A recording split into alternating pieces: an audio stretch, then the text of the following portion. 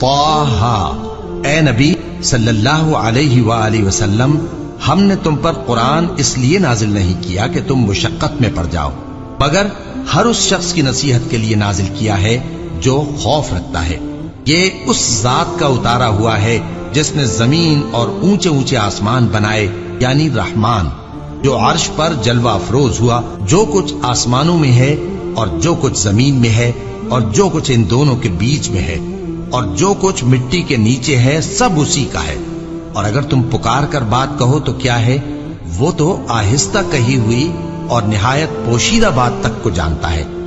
اللہ وہ معبود برحق ہے کہ اس کے سوا کوئی معبود نہیں ہے، اس کے سب نام اچھے ہیں۔